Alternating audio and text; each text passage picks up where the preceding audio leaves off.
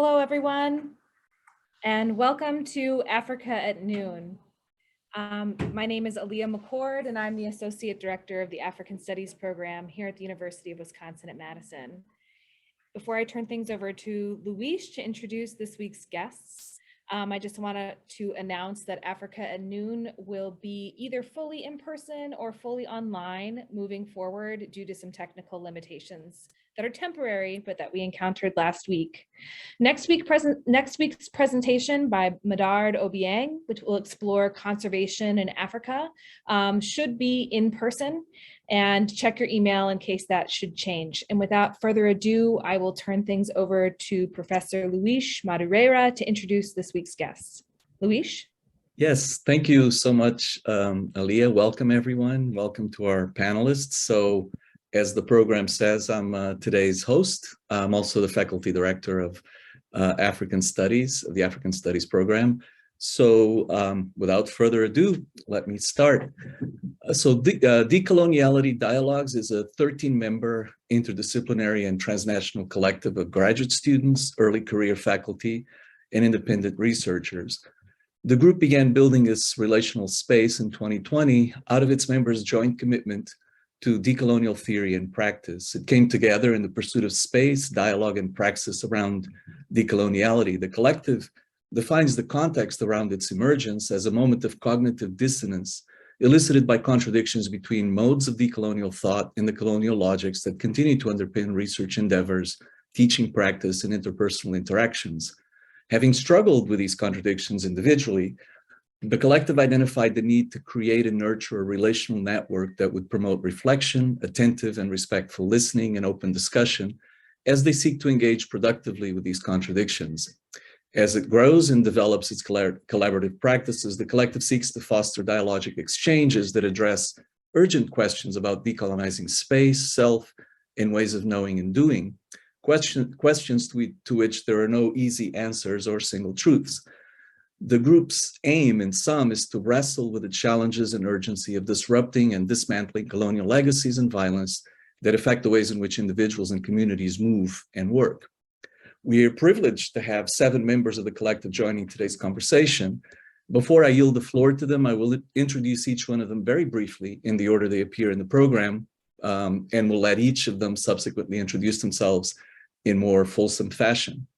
So Upenio Maji holds a joint PhD in Upenio Maji holds a joint PhD in Educational Policy Studies and Development Studies and master's degrees in Educational Leadership and Policy Analysis and African Languages and Literature from the University of Wisconsin-Madison, our own university, as well as a bachelor's degree in English Literature and Linguistics from the University of Zimbabwe.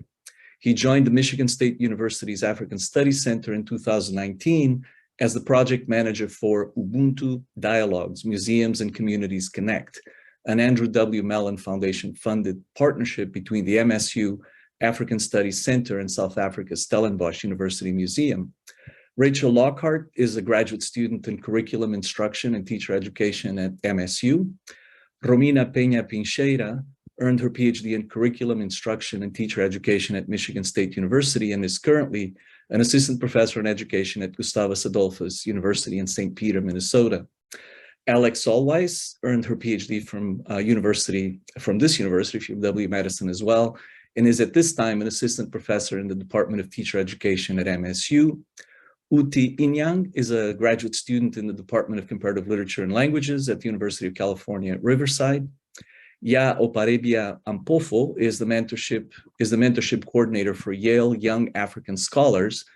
Ya graduated from Yale University with a bachelor's degree in environmental studies and has been involved with the YYAS program since its inception in 2014.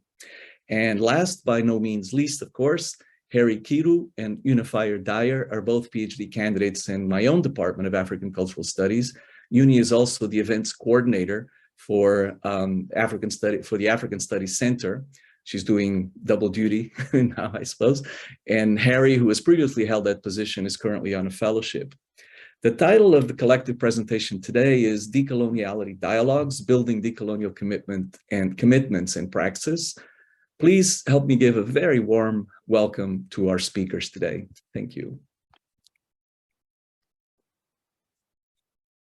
Thank you, Aliyah and Luis and the rest of the African Studies Program team for the very warm welcome.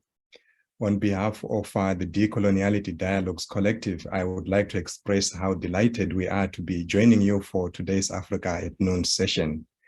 I am not going to reintroduce the members of the collective who are here, but I wanted to take a moment to recognize those members of the collective who could not join us today. And these include Jess, who is in Michigan, Martin, who is in Pennsylvania, and Teresa, who is in Connecticut. And then there's also Munyaradz in South Africa, Susanna in Germany, and Miriam in India. After giving very careful thought to what the goals and the structure of this session could be, we decided to give you a taste of what our Decoloniality Dialogue space looks like. During our regular meetings as a collective, we engage with a range of questions that we sit with in our work and also in our lived experiences. We hope to share, and to the extent possible, we also hope to demonstrate the reasons for coming together as a collective and the process of determining the composition of the Decoloniality Dialogues group. We will also discuss the nature of ongoing efforts to hold together a globally disciplinary and also racially diverse assemblage of individuals. This includes the struggles to recognize and also to confront our own biases as individuals, linked as they are to our diverse identities and situatedness. As we do in our collective, in this session today, we position each person here as a knower, deserving of everyone else's respect. In other words, we are inviting you to step into and get a taste of the space we have created to grapple with how to actualize decolonial possibilities in our own work. At this time, I would like to bring Alex to share with us why we are a collective and what it means to work as a collective. But before we do that, there is a message we had posted in the chat box. In case you missed it, that came in a few moments ago. We would like to invite you to be actively engaged with us and with each other as we go through this session. We are just posting right now a prompt in the chat box as well, and we look forward to hearing from you as we proceed. And now to the questions that Alex will be speaking to. Why are we a collective? What does it mean to work as a collective in a space that is not set up structurally, effectively, and epistemologically for relational work? What do we do as a collective? Alex. Thank you so much, Upenyu, for setting us up in the lovely way that you always do. Many of us, the majority of us, came to this space because of Upenyu, who brought us together in our joint exploration of what it means to do disruptive, transformative, and decolonial work, engagements, thinking in the various spaces that we're in. Oh, I'm not pinned right now. Can I do that? Okay. And a lot of us came to the group kind of wondering what it would look like. Was this going to be another thinking space? Was this going to be a space that we were engaging in job work? Was this going to be a research space? And what we ended up really exploring as we delved in deep to who we are, what we're bringing to the collective, the colonial jackets, assumptions, harms that we carry with our bodies, various folks who enter the space, what it means to then be in relation in ways that don't reaffirm and continue those very same harms that we came to the space seeking to disrupt. So at the center of this group is the notion of collective. And in that is the centering of relationship buildings. Romina, who's not here today, has so beautifully described and thought through what it means, the question of what it means to build relationships that we have never seen, that we have not been taught, and that are generally not lifted up or sustained in the spaces in which we occupy, particularly colonial institutions. And so at the center is thinking about how we do that in ways that disrupt harms that we may be bringing into the space, and engage in collective work together that is accountable to one another and is accountable to transforming ways that we are together, and then the ways that we engage with the world. Ya is going to further deepen what that means in this space. Thank you. Just checking, can folks see me? Okay, thank you. Thank you, Alex. So for me, one of the central parts of this collective that I came into discovering about myself and about myself in relation to others is this idea that that there's a term that was shared with us a few weeks ago that has really stuck with me, which is this idea that decoloniality and decolonization work is inner work, right? To think about, I think one of the dangerous things that a lot of us have carried with us is this idea that the decolonization work is a task, right? It is a task that sits out there for us to reflect on, think about, coming at it from internal work, from inner work that sits in relations to others, right? So for us, what brings us into our space as a collective, our commitments to our curiosities about, our discomfort with, but it is an ongoing process that starts from looking our full selves into a space like this, including, you know, the parts of us that, you know, aren't often welcomed in you know, structured academic spaces, the parts that aren't neat and tidy and boxed, right? As other things that we're committed to doing with one another and with people who invite into our space is to think about, you know, how would we introduce ourselves in a variety of ways that looks different, right? How would we introduce ourselves, acknowledging and recognizing the colonial jackets that we ourselves bring into a space? How would we introduce ourselves, not to introduce ourselves in the context of our academic titles, right? And that is personal things, and we're not moving through these spaces neatly. So it is important for us as a group, and what has helped us nurture this collective is that we don't force ourselves to conceal or diminish the other parts of ourselves that, whether or not we name them, right, are important to a space, right? Recognizing my role as the firstborn daughter of my parents, whether or not I name that, you know, it impacts how I move through the spaces and impacts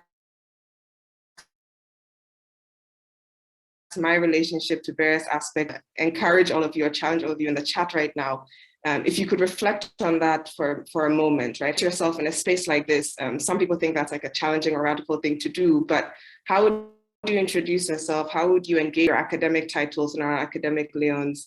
And for me, that has critically changed the way in which I engage with folks in this group, and also grown that, because we're able to, many of these folks, as we're all sitting on Zoom here today, I had not met in person until a few weeks ago, but because we're able to bring our full selves, the work we've been able to do together and the ways we've been able to grow together, I think has been very, very transformative, right? And so I find that this reframing of ourselves is one form of the decolonial praxis bit, right? That is important to us, to think about how we ourselves think about the spaces we come into and how we see ourselves and introduce ourselves. I'm going to pause right there. I realize I've been talking for a bit. So I invite other members of the collective to join me in sharing about this bit of this idea about praxis and what that looks like for us as a collective. Thank you, Upenyu, Alex. Yeah, it feels like you guys have set the ground really beautifully. This issue of praxis is one that is very central to the work that we do. In fact, in the work of one of our dear members who couldn't join us, Romina, who Alex spoke about earlier, she focuses her dissertation on love, and she intentionally brings this notion into the space, opening up possibilities about what it means to show one another love and to understand the significance and responsibilities this carries. For example, what does it mean to act and speak through love? And what does it mean when we act and say words that hurt? Similarly, this space has allowed for me to bring aspects of myself that I normally wouldn't.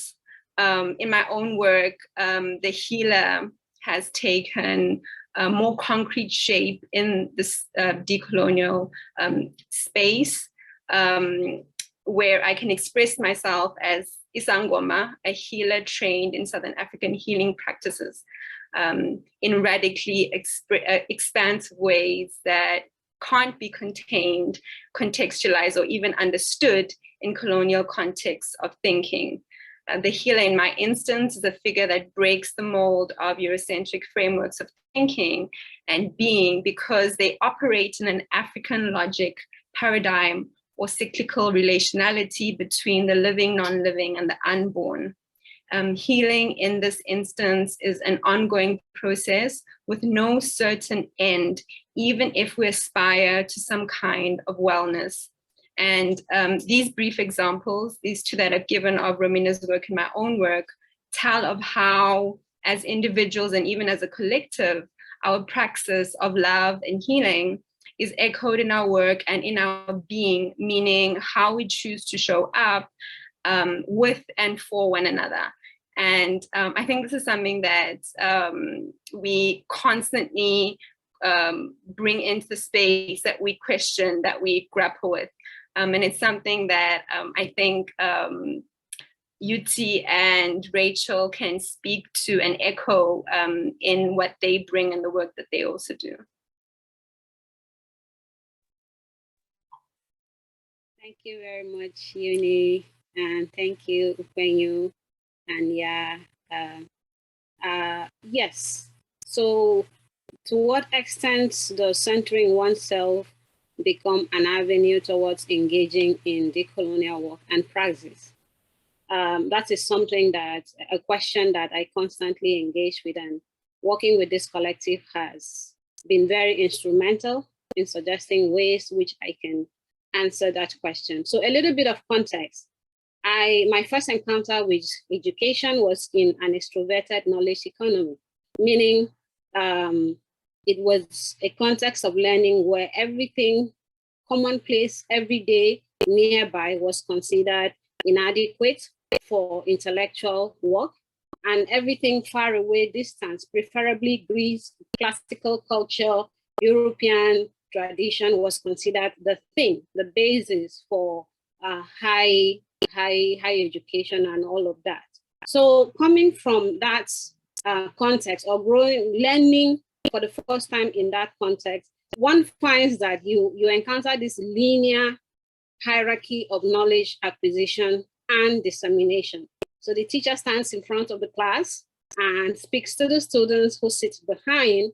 And even in the structure where the students are arranged, there is this same hierarchy. The teacher's brilliant spec sits very close to the front, and you have the backbenchers there who couldn't care less. So this dynamic of having a very linear hierarchy in who knows and who gets taught was something that was formative to my, intellectual origins within the formal Western educational setting as such. However, that system was totally at odds with the reality of my everyday life, because I am a Ibibio, I grew up in Southeastern Nigeria. My education in terms of informal, cultural, everyday education, there was this centering of the cyclical, the iterative, the relational, the refractive. You had to look around, and there was no emphasis on one perspective as the correct one.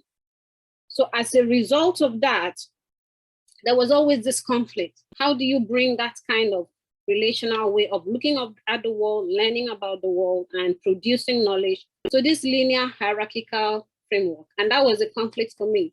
So as a graduate student, I was always trying to see how to incorporate this profusion of perspectives, these ways of engaging with the world, and decoloniality dialogues became the answer, because then we have, as a collective, come to think about how do you center yourself as a knower within this hierarchy, who brings his or her, who brings one's histories, one's stories, one's background along, even in the scene where the objective is considered to be that which excludes all these other pieces of ourselves. So how do you unsettle assumptions? How do you center tensions? How do you invite connection?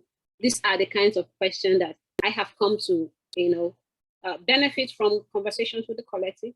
And even in my work, these are the kinds of things that I explore. But I'm pretty sure, Rachel, this is something that you also grapple with, how to bring all these different parts together. So I'll let you take away from there. Thanks, Yudi. And it's so great to be here. We've been anticipating this event for a while, and just to see folks starting to post in the chat more and more. Webinars can be a very sort of difficult medium to create community in some ways. We can see the coloniality at work in the form of a webinar. I study teacher education, and so I think about how we learn together a lot. And so the way this is set up is to have one of us talk and have all of you listen, right? And that fits exactly into what Yudi was just saying in terms of particular forms of knowledge that, due to coloniality, continue to dominate a lot of education and academia.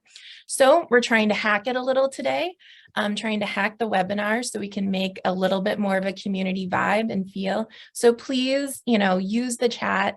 I was trying to listen and type and talk at the same times, but I'll post my intro without the colonial jacket when I'm done speaking. But what I'm going to share about today is actually the beginning of this group and how it came to be. Hack the webinar. I should say that that word hack comes from Vanessa Andriotti's work. So if you want to know more about that, she's got a gazillion articles out there on that. But as we said earlier on, this group came from a moment of cognitive dissonance. My dissertation research focuses on coloniality in teacher education and employment policies in Senegal. And one of the reasons it's based in Senegal is because I had formerly been a teacher educator in Cameroon. And as a white US American, thinking about both what opportunities allowed me to do that, when in some ways I was not in any way qualified to hold that role, but yet I held it. And then also thinking about what does it mean to try and bridge what I am learning about teacher education in a US context with my research that was going on in Senegal, and trying to connect ideas of coloniality and colonialism across different contexts and, living that, right? Like living that as a researcher and feeling those tensions and disconnects and just grappling with how I could make sense of that. And so I had been reading a lot of decolonial theory and feeling very much at the limit of what I could handle.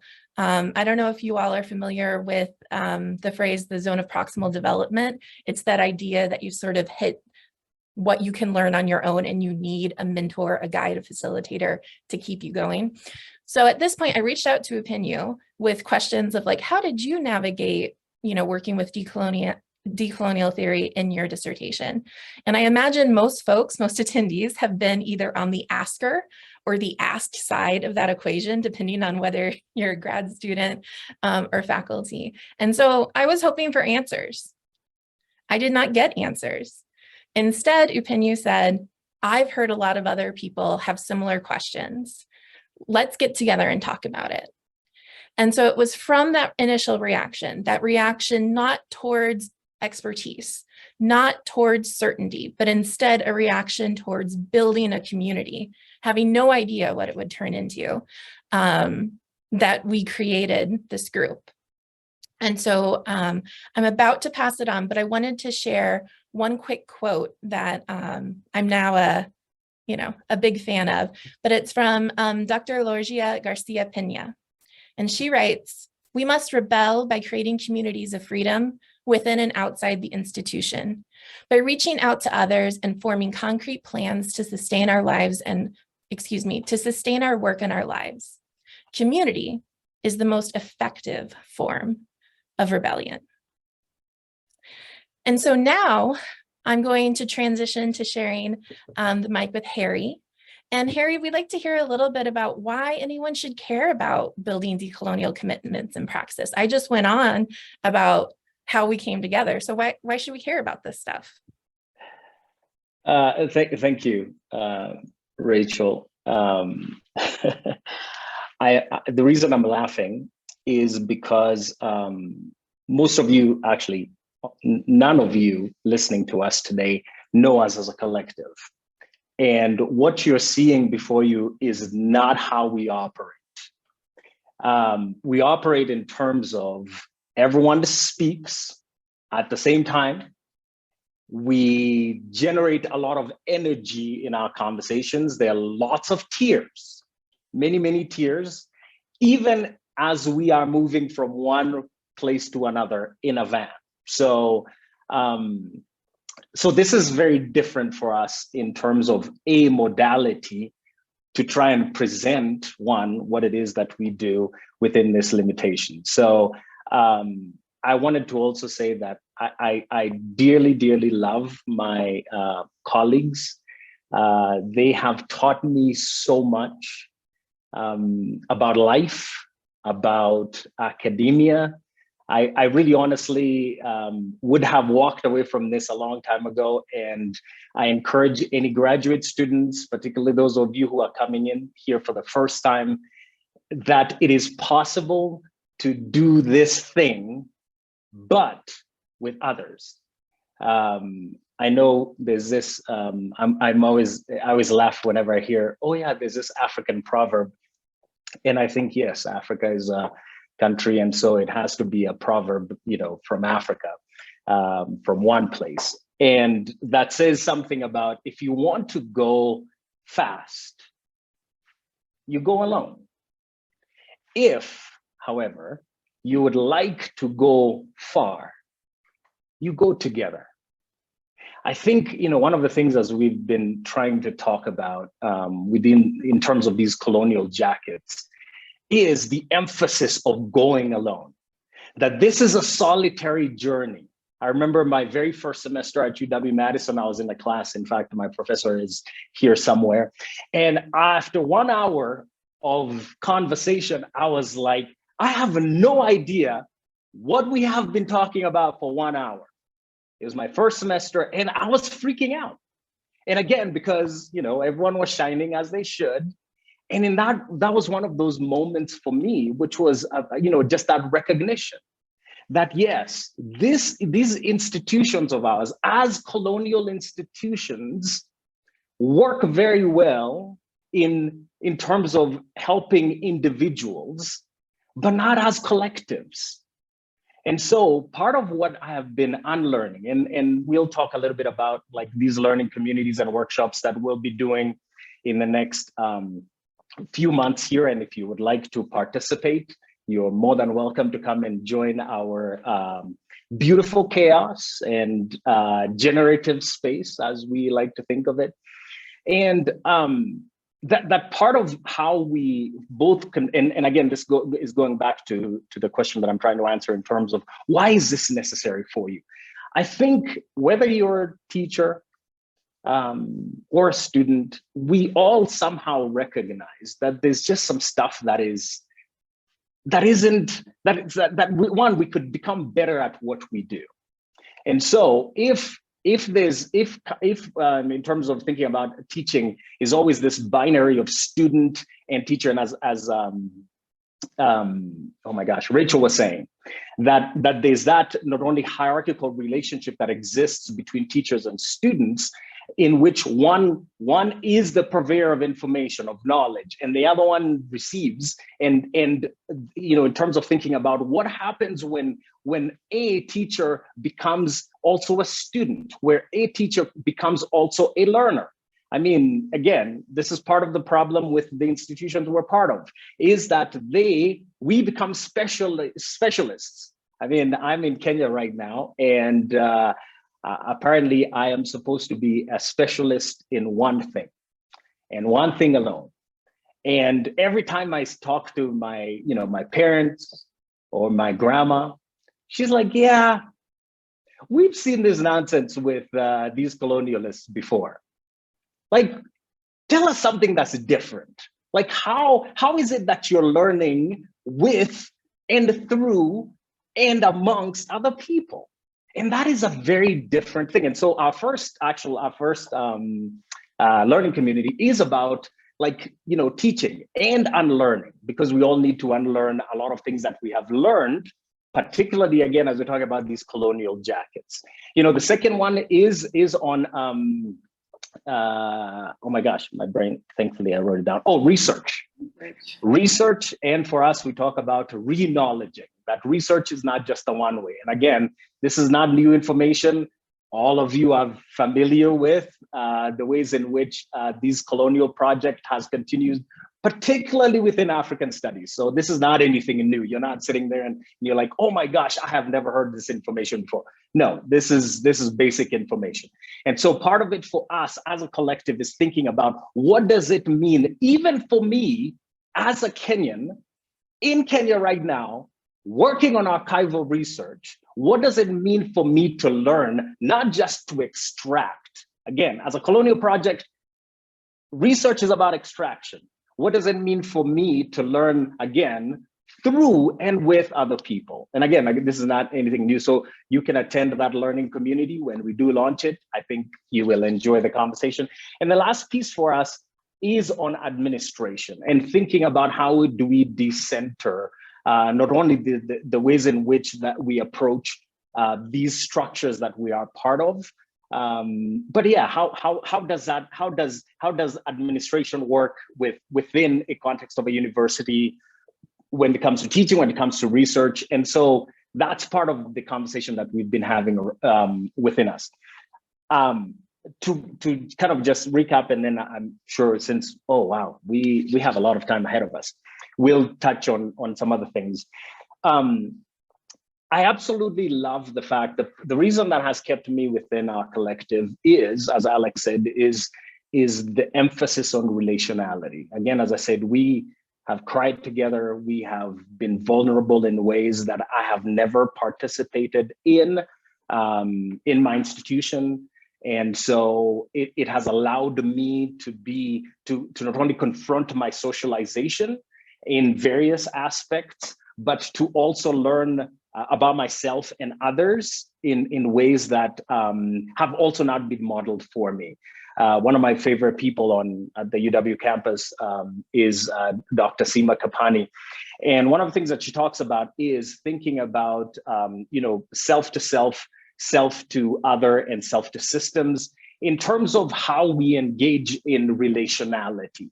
That we as socialized beings are part and parcel of so many different and complex relationships. And so, and the last thing that I want to, actually, I did even type this down because I did want to make sure that I put it here, and especially because of my dear friend Uni, who has taught me so much about healing.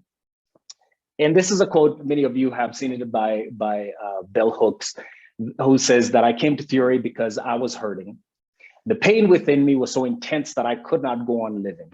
I came to theory desperate, wanting to comprehend, to grasp what was happening around and within me. And most importantly, I wanted to make the hurt go away. I saw in theory then a location for healing. And that's what decoloniality does for us.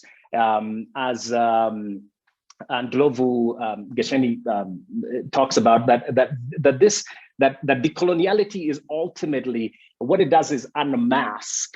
What it does is make visible It makes visible the coloniality, the colonial logics that are always at play, the ones that we have all been socialized in, the ones that, particularly within my work, how race becomes such a central point within this colonial logic.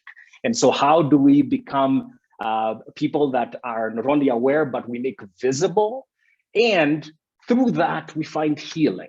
And that's, again, that is the relational bit. So I'll stop there, and my fellow wonderful, wonderful people who I adore and love, if anyone would like to say something, please let us hear from you.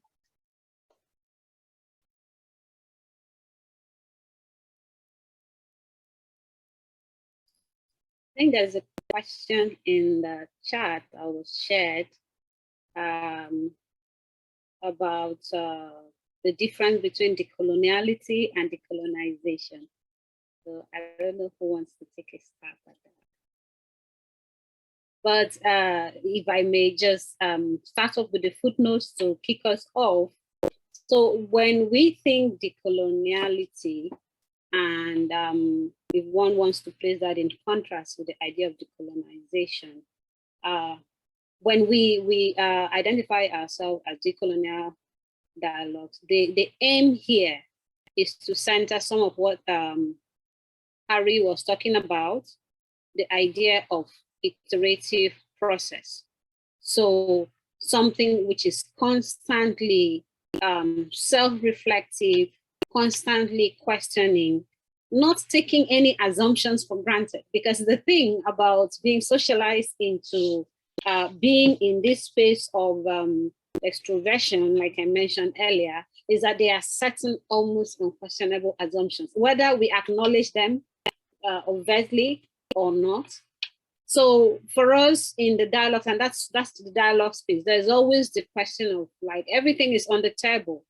And even the most obvious assumption is questioned, is reassessed. The process of reflection, re-experimentation, re-examination is at the center. And that process repeats itself over and over again in the relationships we form, in the places and contexts that we assume knowledge can be found, in the kinds of communication and communication structures that we engage in the kinds of people that we reach out to interact. We have community partners that we reach out to try to learn how are they doing decolonial work, and what kinds of insights can they help us bring into the conversations we have in the collective.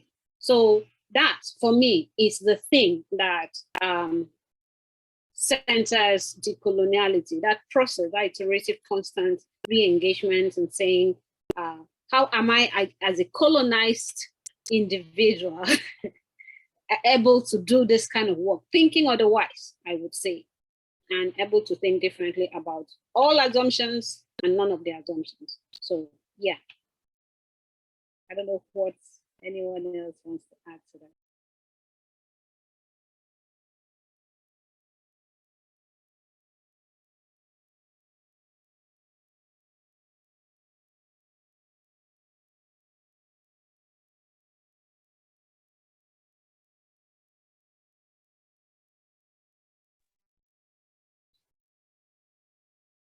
That's a question about what is meant by the term relational. Winnie, I know relationality is central to your work, so I'm going to put you on the spot. What would you say? Did you just point to me? You did. Yes, I did. I'm just making sure. I mean, I would love to hear from Reginald as well, in terms of you know, what he thinks too, in terms of the word relationality. But I think just the way that everyone was introducing themselves when they took off their colonial jackets is one way of actually seeing how serious relationality is, in terms of when we switch formats, when we move from introducing ourselves in the ways that we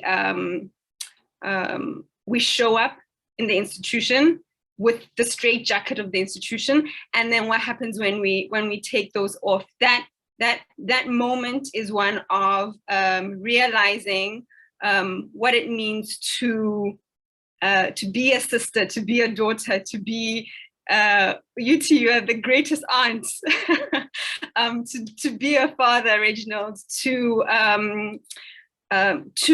actually even ask oneself, what else am I? What other possibilities do I generally not explore and bring to the fore when I'm when I enter a space?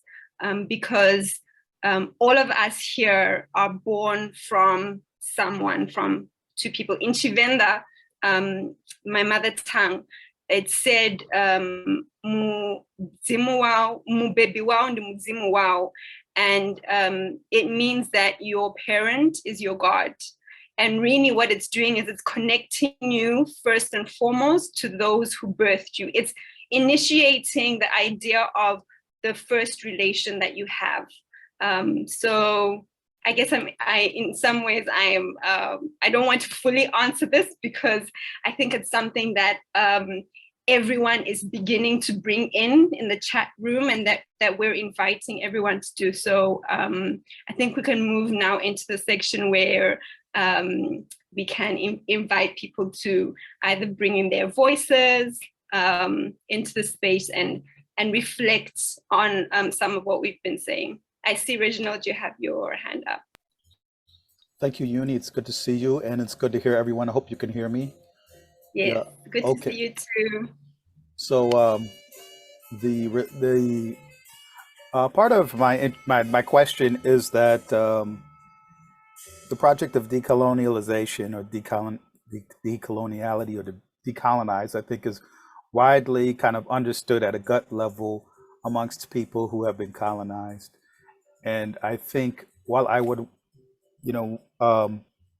when you see you can see a sign at a protest, right? You can hear people using that language already.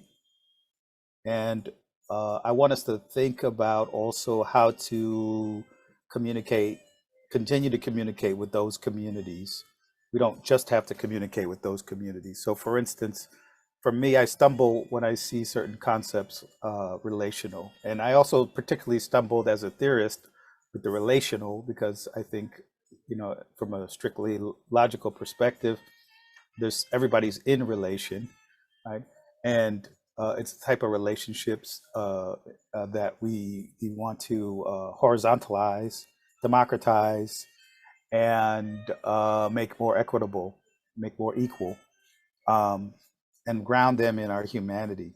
But I think it's sometimes, particularly that concept has been tripping me up as of lately. And I think there are a lot of other concepts that we often use in our decolonization work that could be said more simply, or maybe said in different ways, so that we are actually doing the work of decolonization rather than layering abstraction upon the work of decolonization and making it inaccessible. So that is a word that I struggle with. I don't think it's not useful, but I don't. I'm struggling with it. So that is why I asked you that, and not because I think I don't understand anything you said. I do understand everything you said, and I agree with thinking about how do we relate to people from a familiar perspective, and then extending that, if that's one metaphor. But I just want to signal that if the work seems like it's to be decolonial, means that it would have to perhaps work at multiple levels, and not just our papers and our theories. And so that's a challenge, to the use of the concept. But I'm open to seeing it used in a greater, in an organic way.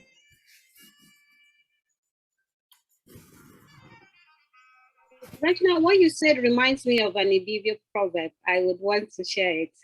It's very brief. It says "nkakat aben tanakwebi saranyong," and it means, when translated, the ants. So termites, they use sand as a way to learn how to climb.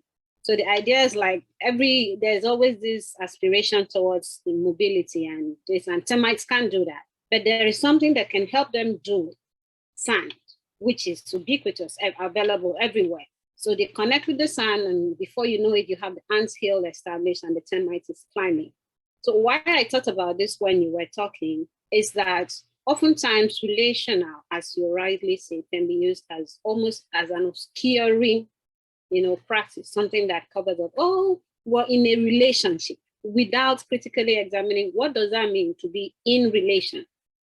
So how does the idea of being in relation help connect things together in ways that center that connection and balance out the different dimensions that are involved, and insist in the participation of both angles? So in the anthill example, for example, the termites cannot say, I have reached the sky, so I no longer need the sun. No, it knows that the only thing that enables this aspiration, this rise, is that sun. So relationships, as we think about it, is almost that which connects, but connecting in the sense that the relevance of all parties in flux is maintained and questioned and re-examined again, and so on and so forth. So relationality, not as obscurity, but as a mode of being. In my culture, when you're telling a folktale, for example, you sit in a circle because everybody comes in and contributes and then leaves. A dancer who is dancing and doesn't have the call and response of the audience is just performing. Nobody is interested. So relationality as a mode of being, as practice, as a way of engaging the world, and as requiring that the world engages back. That is one aspect of thinking about it.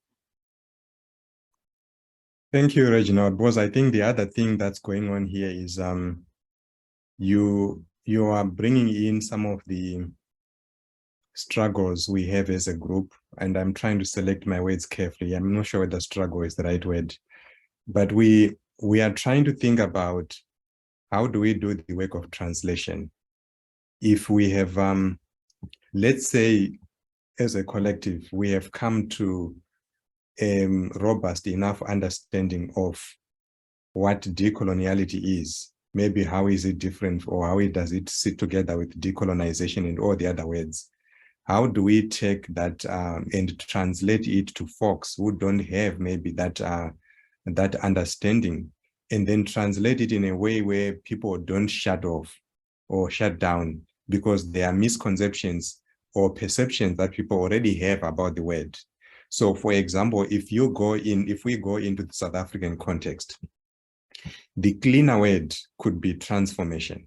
So if you are doing the work of transformation, that's maybe acceptable. It's the word that's used bureaucratically and also in policy. It's acceptable.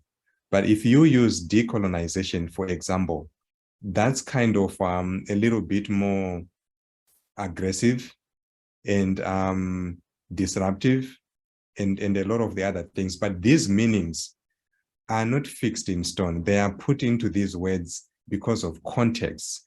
So the work we also would love to do is, how do we take something that we think is really important and translate it to make it not necessarily acceptable, but I think we need to have a conversation around what this all means, especially because of all the baggage that we have to deal with coloniality, for example. So I want to stop there, but maybe before I do, I also, when you mentioned humanity earlier on, it sort of kind of just like, when I left UW-Madison, I went to MSU and then they had me run the Ubuntu Dialogues. And what Ubuntu has taught us, Unifier, you have done some work with Ubuntu as well, and some of us here in the room. What Ubuntu says is there is a sense of collective humanity that says my own sense of my own being as a human is tied to the other people's humanity, right? And I can't be human in isolation. So that relationship between it's both I'm accepting my own personhood as a human being, especially in the sense of the dehumanization of people who look like me or other people in the room or look like other people elsewhere. So in the context of that dehumanization, what does it mean for me to accept that I'm human? And what does it mean for me to relate with other people as human? That notion is really important for thinking about relationality and how we relate to each other as a group. And some of the things mentioned already is we come to the group and say, what are your needs, for example? And how can this group meet those needs? It's important for us to do that as part of being relational with each other. I'll stop there.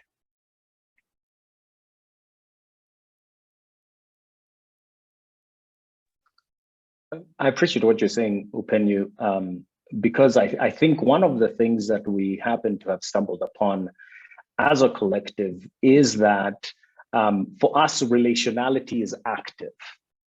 The first time Upenyu invited me into the group, I actually was like, no, I'm not doing this. And we've had many conversations. Part of the issue for me was also racial. I have, I've been in enough groups that have certain predictable patterns and behaviors that I was like, I really don't want to do that. And so for us, again, relationality, and that's what I'm saying, it becomes this very actionable thing that we do, that it isn't just some sort of buzzword. It isn't just something that we somehow tout as we do. I mean, again, as I said, we've had moments of many tears and moments where we've had to grapple with, are we going to stay as a collective or not? And so, and I think, again, that's part of the reason why I'm bringing this up is because this is very different from my experience within academia. We're not, again, we could be relational in terms of we're in the same department, we're in the same university, we're in the same field, we're in this or that. And so there's a way we can draw these connections. However, as Uni, and I wrote this down, Uni, because this was brilliant, about like, what does it mean to act and speak through love? And I really, I mean, that was so profound for me, because that's the basis of it. It isn't about how much information, how much knowledge each of us can somehow spew to the other. It isn't a one-upping, oh yes, I know more than you do, or this or that, but it is a relationality of love. It is a relationality that always seeks the better, the best of the other.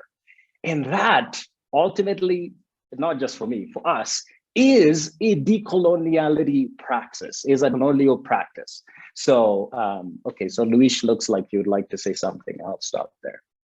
I just want to say, Harry, that we'll take Neoma's question, and if we have, I know we have 5 minutes left. If we have a few minutes after that, then we can take Luis's question.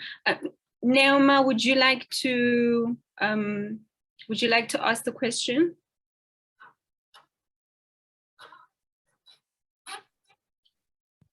Oh, hi, Uni. Yeah, I was just really interested, and I mean that caught my eye. I was wondering what it means to be a committed XD, that's a Seventh-day Adventist Christian, outside this colonial jacket. And like I said, I'm aware of indigenized Christianity and the different forms it takes, but I would like to know more about how one can exist as a Christian, right, in relation to decoloniality as practice. Can you? Would you like to take that? I think it was Sure. directed to you. Thank you so much for the question. I do have a lot to say on that issue, but I'll keep it short. And as I said in the chat box, I'm more than happy to connect and we can speak more about this outside of the session. But I made a choice, right, in terms of the faith community that I belong to, because of the things in there that I find sensible and logical and attractive. But I'm also facing a lot of these deeply held, like the very deeply seated contradictions about anyone who reads history. And I saw my beloved professor here, Professor Kodesh. I hope we can connect at some point. The history of colonialism and the history of Christianity is extremely troubling, to say the least. So this is not easy. And I think part of decolonial work that this group has been trying to do is to say, nothing is easy. In fact, there's nothing that's easy about anything. And we haven't figured things out anywhere about anything. We are wrestling with how to be who we are, how to sit in places that are contradictory themselves. The reason why, for example, we pride ourselves with a PhD from UW-Madison or from Stanford or from MSU or any other place is these universities have dispossessed other folks of their land, right? So we get along in life because of stuff that we are beneficiaries of systems that oppress other people. And we are not exempt from anything, right, of any of these things. So my point is there are so many contradictions. We could decide to say, I don't want to deal with this. We could also decide to say, let's face it. Let's at least talk about it. How are we sitting with this? So this group is trying to do that. And none of us in this group we don't agree on everything. So, and it's not pretty either when we have our meetings. So I think that at least we are starting. We don't have an answer to every single thing, but we are willing to engage with ourselves and we also with each other. And I think that's the value of being in spaces like this. But again, I'm willing to talk more about this outside of the meeting since we are running out of time. I'm just going to say something real quick. Upenny, you said the phrase sit with, which is something we say a lot because we do it a lot. It's like I'm sitting with. And I think one of the things that has been useful for me, this group, is being okay with the discomfort in sitting with these contradictions, right? And I mean, in many ways, we are programmed, unfortunately, to work towards the outcome or work the product or work, insert various synonyms of that word there. But this is an opportunity, this space has been an opportunity for us to sit, right? To sit with the muck, sit with the discomfort, sit with the contradictions. And so I just wanted to point that it's not a term that we throw out lightly. We throw it often, but not lightly to charge each other each and every time we come into space with one another. Point A, there's no point B, but we can sit with certain things because we need to sit with them, right? And we're not getting ready to pack them up and move on to the next thing. And so I appreciate Upenny framing it in that way, because that's a very important process for me. Harry, what's funny? No, I just kept thinking that I really wanted to say that I am sitting with what you're saying, yeah. So, yes. And I would just add really quickly that goes back to what Ya was talking about before about inner work, right? That some of it is relational. We do it with each other. We talk about things. We get to know ourselves better through those relationships.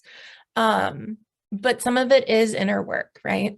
And I think Reginald's question about like, what do we mean by relationality? My brain's been thinking about that.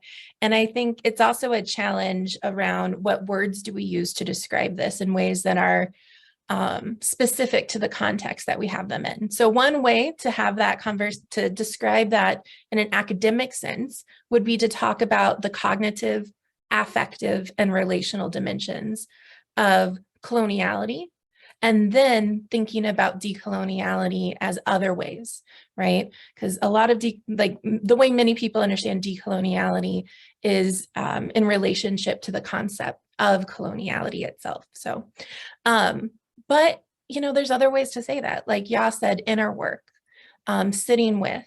And so I think it was Upenyu who mentioned the work of translation. I think you're seeing some of that translation happen in real time.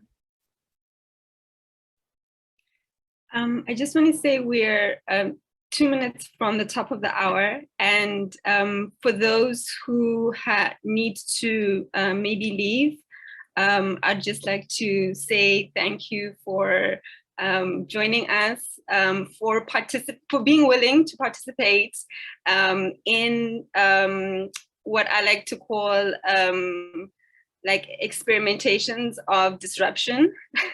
And I think that we are always doing that in the collective for one another. And so it's not new for us to pose the questions that we are today. We've had to sit with them. We continue to sit with them. We will continue to sit with them. We invest to sit with them. Ajyoti calls it sitting with the shit. I think that Marissa put it better, saying holding all the messiness in our hands. But Ajyoti is quite direct in that way. I invite anyone who'd like to stay for a few minutes to continue engaging. But, you know, for purposes of this moment, I send deep gratitude to everyone and all of those who have allowed you and brought you to the space, whether it be entities, people, relations, disruptions, the necessities that come with being in institutions like this.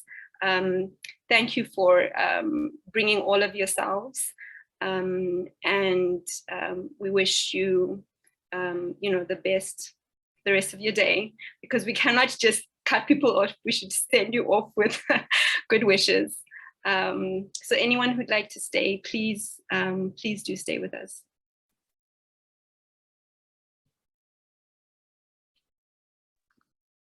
By the way, Alex has said something before about relationality that I thought, you know, she should bring into our conversation. So, Alex, that's you. What were you thinking of specifically? I had a couple thoughts, but did you? See, I figured there would be a couple of thoughts. So I was inviting the couple of thoughts. Yes.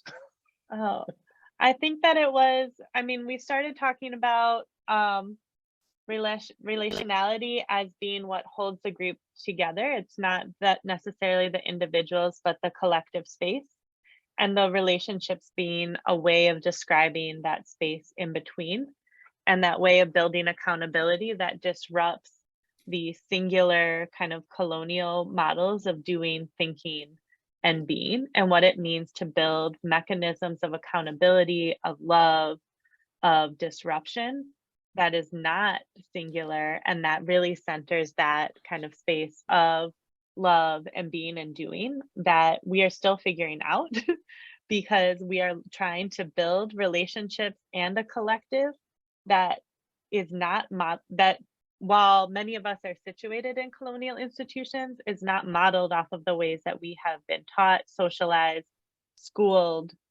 into being in relation, the relationships that are privileged in these spaces. We are trying to think and do and be in different ways. And to me, that space in between is that focal point of the ways that we're building and thinking about that, the material disruption, because so much of what was lost during through coloniality is that those relational spaces, that those effective to if we want to throw around other words, ways of being and engaging, that we are working to build in ways that don't replicate those harms and actively disrupt them. See, I knew you had something to share, Alex. Thank you. I think, Luis, you had a question.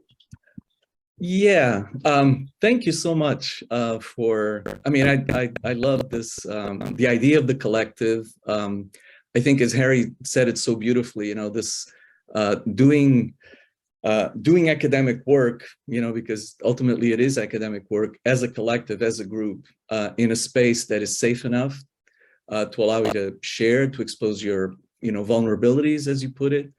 That is so unique and so rare in our discipline, because we are, you know, sort of trained to be the conquering heroes, you know, the lone pioneers and all that other stuff. And I think it's important to start, you know, taking these steps and moving in a different direction, even in the direction of collective work. And I think the panel itself exemplified that. So I wanted to congratulate you for that.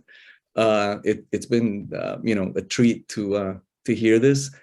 I don't know if I can define myself with, you know, taking off my colonial pith helmet, because I am a product of colonialism. I mean, I was born and raised in what was then a colony. I'm old enough to remember South Africa under apartheid. You know, I was about 8 or 9 years old the first time I visited. So I think for me, my life experience, my work is so wrapped up in my personal life history that I find it hard to you know, disengage the two. I'm also an immigrant. You know, I'm a US citizen, but I'm an immigrant. I was 15 when I came to this country. English is my, I think, I can't remember now, maybe my 4th language. You know, obviously it's become quite, I've become quite proficient in it.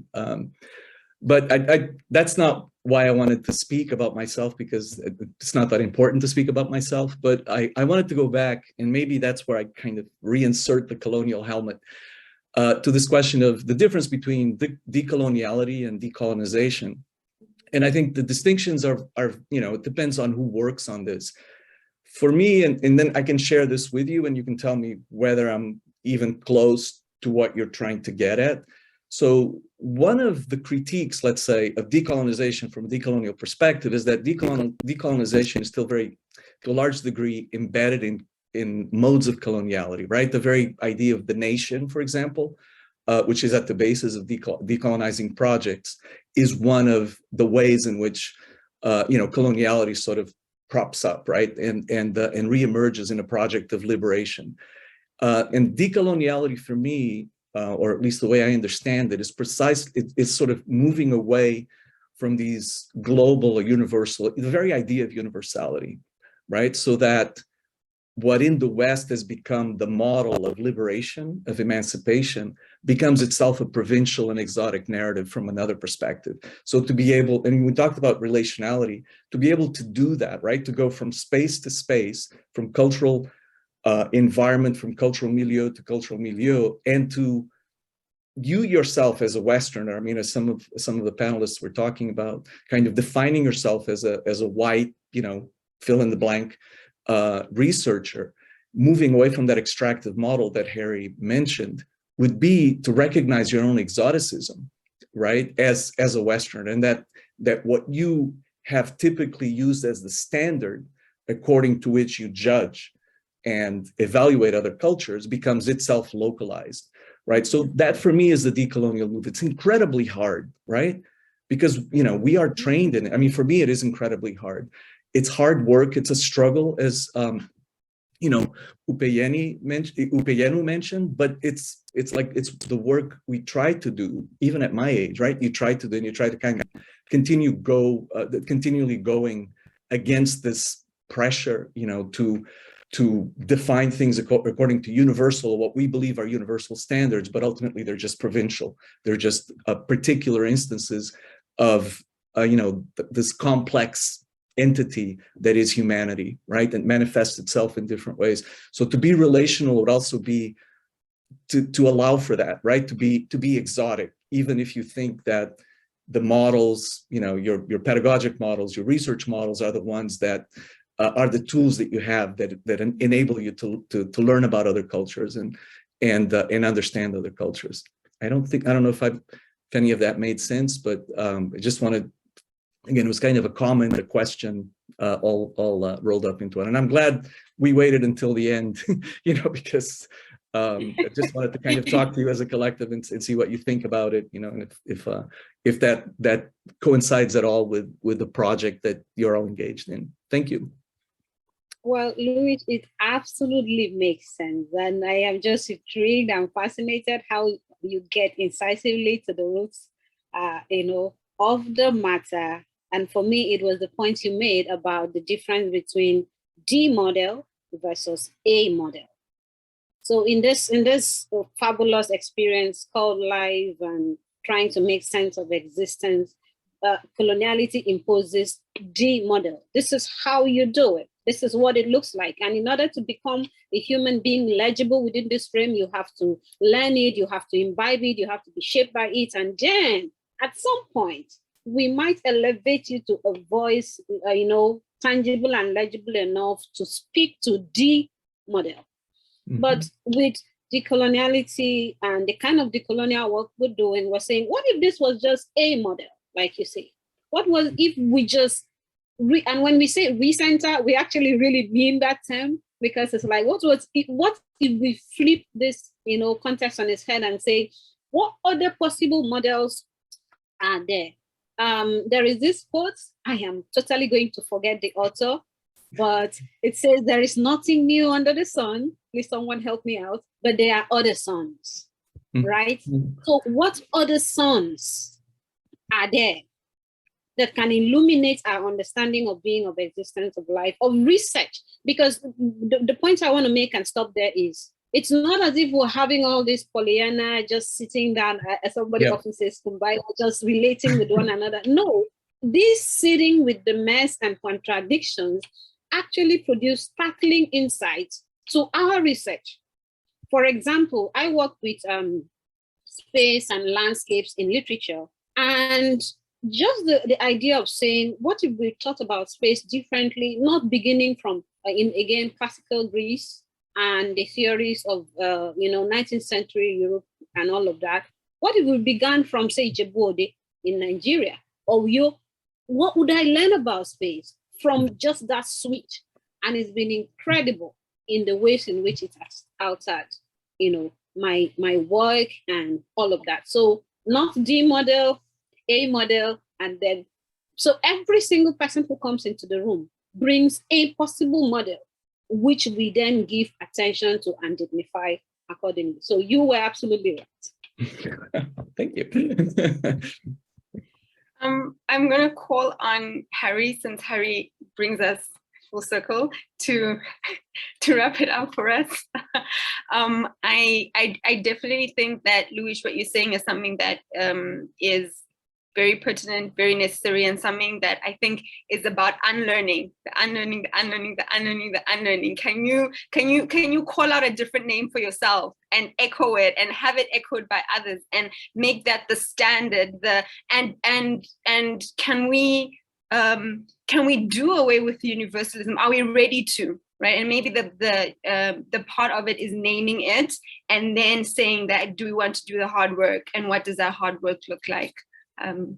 But Harry, do you want to bring us full circle on that one? No, well, I'm really, after I posted actually what I did about thinking about decoloniality in terms of what Bell Hooks says, calls imperialist white supremacist capitalist patriarchy. That if we're thinking about that as the ways in which our world is both organized, the ways in which we make meaning of ourselves, of the other, and of our systems.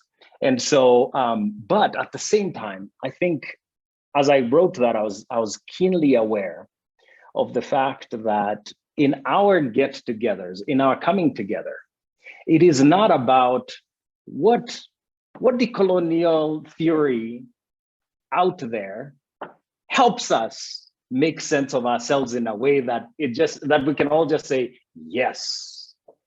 That really is ultimately not our goal. Our goal is to try to figure out, how can I bring my most self to my friends? How can I do that? How can I learn how to undo, as Uni was saying, to unlearn the ways in which I have been socialized, the ways in which I've come to see as these systems as normative and ultimately as good. And they're not good. They're ultimately, they're not, it's supposed to help us apart from a few people here and there. And so I think ultimately that's what I leave here with, is that it isn't a who knows better than who or how. Most of the questions that we wrestle with have to do with how can we relate to each other better? How can we hear each other better? How can we communicate our needs to each other better? And that, for me, is something that I do not see within our hallowed institutions. The self is always about what can you produce? What is in your mind? How can you, as UT likes to say, be legible? And that's bullshit of the highest level. So, yeah. So, thank you all. Beautiful. Mm-hmm. Again, thank you all so much. This was, it was a pleasure. It was something I'll treasure, and I hope. I think you've started something really important, and I hope. I wish you every, I guess, success in that sense of like moving this forward and spreading this alternative, or this multiplicity of models, I guess, this pluriversality instead of universality, because I think that's what you're really ultimately, if we can kind of give one term to define it, and this other way of engaging with each other in what is sometimes a very restricted and constricted space. So thank you so much.